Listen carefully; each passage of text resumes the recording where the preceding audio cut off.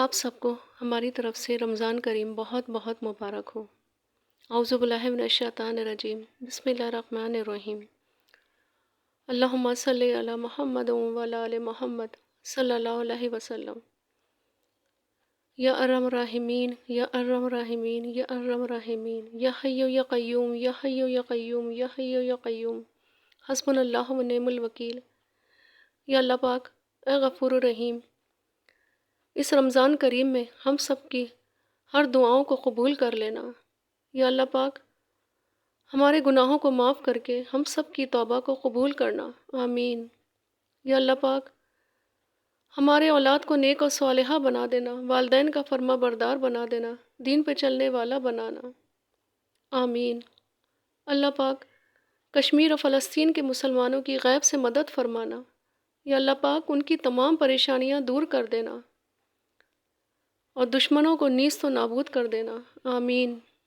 یا اللہ پاک، ہم سب کی عبادتوں کو قبول کرنا، ہمارے روزوں کو قبول کرنا، آمین ثم آمین۔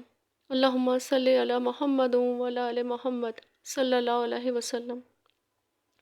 سورہ شورى کی آیت 13 کے آخری حصے میں فرمایا گیا ہے، اللہ جسے چاہتا ہے اپنی طرف کھینچ لیتا ہے اور اسے اپنی طرف آنے کی ہدایت دیتا ہے جو رجوع کرتا ہے اللہ کی طرف۔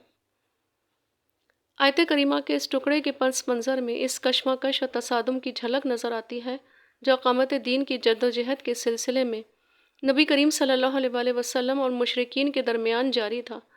مشرکین کو کسی درجے میں یہ گوارا نہیں کہ مشرکانہ نظام ختم ہو اور پوری کی پوری زندگی ایک اللہ کی اطاعت کے نظام کے تحت آ جائے، چنانچہ وہ مزاحمت اور مخالفت پر کمر بستہ ہیں، اور ان کی دن رات یہ کوشش ہے کہ دین حق کا چراغ گل کر دیا جائے۔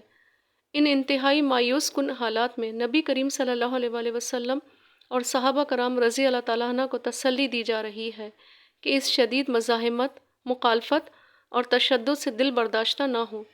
اللہ تعالیٰ یقیناً راستہ کھولے گا اور بہت سے لوگوں کو جنہیں وہ چاہے گا اپنے دین کی طرف کھینچ لے گا۔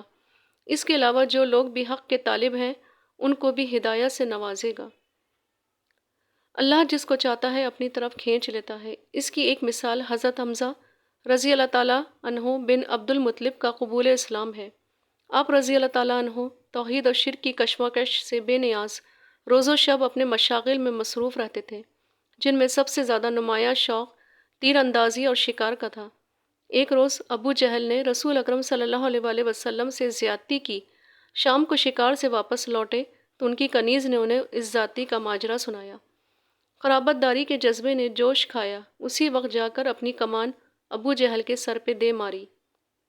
یہی جذبہ ان کے اسلام قبول کرنے کا ذریعہ بن گیا اور آپ رضی اللہ تعالیٰ عنہ نبی کریم صلی اللہ علیہ وآلہ وسلم کے جاں نثاروں میں شامل ہو گئے۔ بارگاہ نبی صلی اللہ علیہ وآلہ وسلم سے آپ اسد اللہ، اللہ کے شیر اور اس کے رسول کے شیر اور سید الشہداء کے القابات سے سرفراز ہوئے۔ اسی کی دوسری مثال حضرت عمر رضی اللہ تعالیٰ عنہ کے قبول اسلام کی ہے۔ نبی اکرم صلی اللہ علیہ وآلہ وسلم کو دعوت حق دیتے ہوئے 6 برس گزر چکے تھے، مگر ان پر کوئی اثر نہ تھا، بلکہ اس کے برعکس ان کو غصہ تھا کہ اسلام کی دعوت نے قریش کو 2 گروہوں میں تقسیم کر دیا۔ اسلام کی دعوت سے بیزاری اس قدر بڑھی کہ ایک روز تلوار لے کر آپ صلی اللہ علیہ وآلہ وسلم کے قتل کے ارادے سے گھر سے نکل کھڑے ہوئے، لیکن ایسے وقت میں اللہ تعالیٰ نے ایسے حالات پیدا فرما دیے کہ دل موم ہو گیا۔ اب ان کی یہ شان قرار پائی کہ نبی کریم صلی اللہ علیہ وآلہ وسلم نے فرمایا، یعنی اگر میرے بعد کوئی نبی ہوتا تو وہ عمر بن خطاب ہوتے۔ جامع ترمذی۔ اللہ پاک ہم سب کو درود و سلام پڑھنے والا بنا دے، دین پہ چلنے والا بنا دے، آمین ثم آمین۔ پہلے عشرے کی دعا۔ یکم رمضان سے 10ویں روزے تک صبح شام ایک تسبیح یہ دعا پڑھیں، یا حی یا قیوم برحمتک استغیث۔ پہلا روزہ بعد نماز فجر اسماء حسنی یا رحیم 133 مرتبہ پڑھیں۔ بعد نماز ظہر اسماء حسنی یا کریم 133 مرتبہ پڑھیں۔ بعد نماز عصر اسماء حسنی یا رزاق 200 مرتبہ پڑھیں۔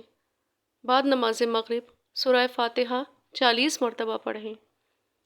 بعد نماز عشاء سورہ آل عمران کی آیت نمبر 26 33 مرتبہ پڑھیں۔